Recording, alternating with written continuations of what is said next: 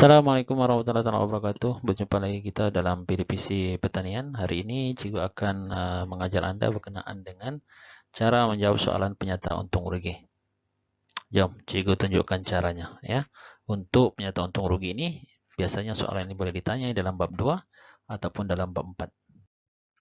Dalam penyata untung rugi ini, kita perlu memikirkan 5 item yang perlu ada di dalam jadual penyata untung rugi. Yang pertama, pendapatan. Yang kedua, kos perbelanjaan yang terbagi kepada dua, iaitu kos berubah dan juga kos tetap. Dan yang ketiga, keuntungan. Yang keempat, pulangan modal, PM. Dan yang kelima, titik pulangan modal.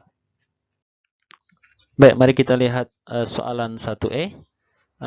Berdasarkan daripada jadual yang ada di sini, ini merupakan jadual yang menunjukkan maklumat bidang usaha tanaman sayuran kubis bunga ya secara vertikasi. Jadi berdasarkan daripada jadwal ini, maka Anda diminta untuk menyediakan satu penyata untung rugi bagi bidang usaha tersebut. Baik, kita lihat langkah yang pertama, yaitu membina jadwal penyata untung rugi.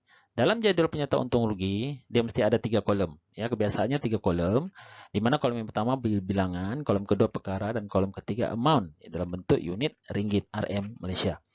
Di dalam jadwal ini, penyata untung rugi ini, dia mesti ada 5 item. Ya, yang pertama pendapatan, yang kedua kos perbelanjaan, yang ketiga keuntungan, yang keempat pulangan modal, dan yang kelima titik pulangan modal. Dan di setiap item-item yang cikgu sebutkan tadi, dia mesti ada beberapa perkara untuk mendapatkan item-item tersebut.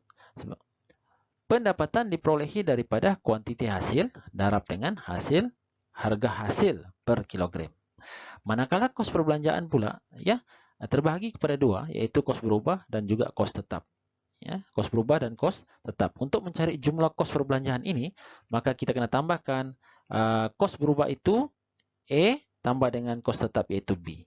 Ya, kena ingat juga lah ya, kos berubah ini sebenarnya satu kos yang boleh berubah-ubah, yang boleh berubah-ubah. Sebagai contohnya kos kemudahan, kos bahan, dan juga satu kos tenaga buruh. Ya, oke. Untuk keuntungan, cara mendapatkan keuntungan, pendapatan tolak dengan jumlah kos perbelanjaan.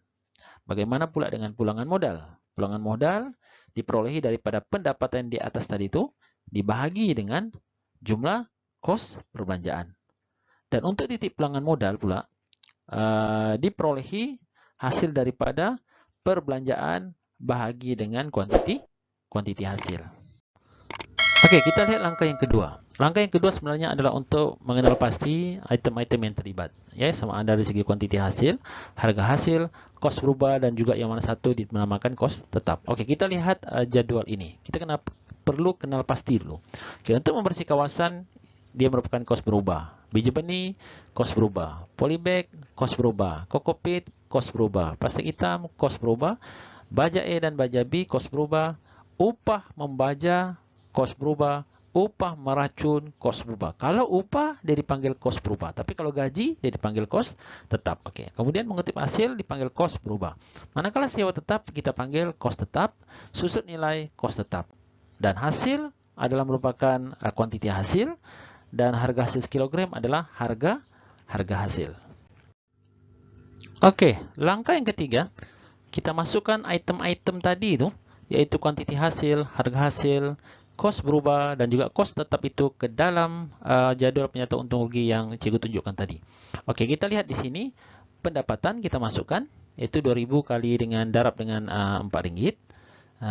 Kemudian kos perbelanjaan kita masukkan kos tetap dan juga kos berubah, di mana kos berubah ini banyak kita masukkan, membersihkan kawasan 400, 280, semua inilah yang kita masukkan di sini. Manakala kos tetap pula kita masukkan juga, yaitu sewa tanah, susut nilai, dan dengan nilai 200 dan juga 300.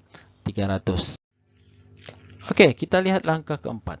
Ya, langkah keempat sebenarnya kita kena kira semua 5 item itu dengan betul dan pastikan nilai-nilai yang ditulis itu adalah betul dan tepat. Oke, kita lihat pendapatan. Ya, pendapatan ditulis dengan 2.000 kg darab dengan RM4 akan menghasilkan sebanyak 8 RM8.000. Manakala untuk kos berubah dan juga kos tetap, ya, yang ini bila sudah dicampur semua ini, dia akan dapat nilai 3.245 untuk kos berubah.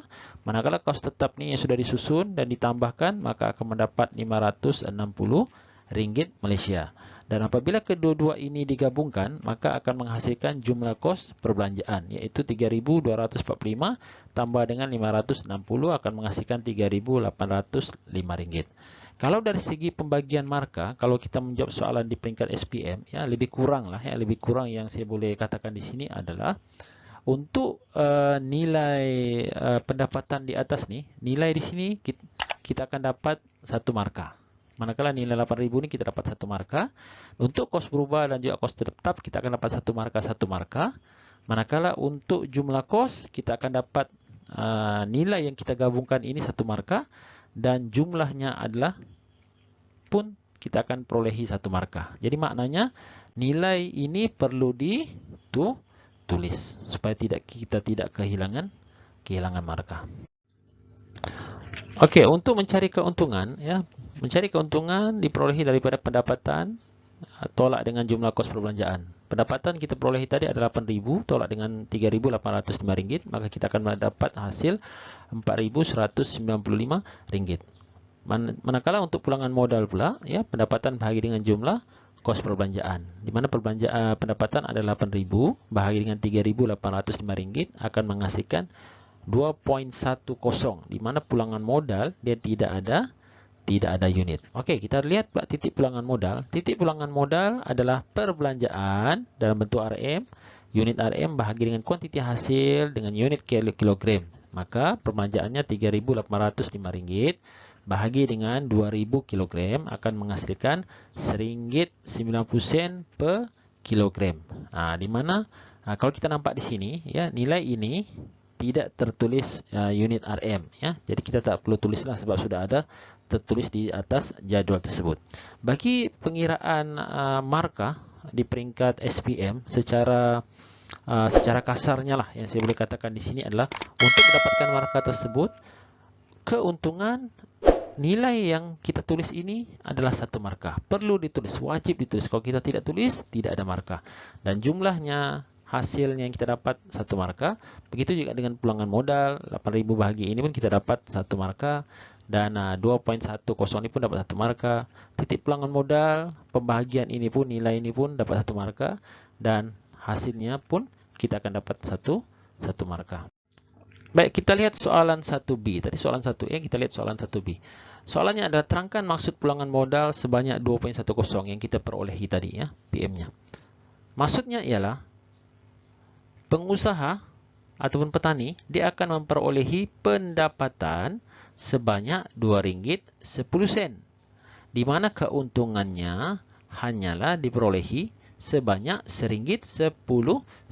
Ini kita boleh dia boleh untung sebanyak RM1.10, ataupun kita boleh katakan begini.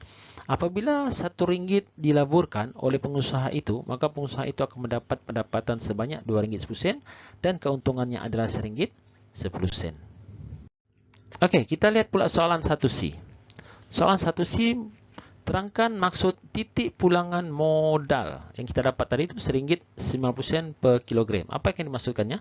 Maksudnya ialah harga jualan, maksudnya titik pulangan modal ni, TPM ni sebenarnya adalah harga jualan yang perlu ditetapkan oleh pengusaha supaya boleh mendapat keuntungan.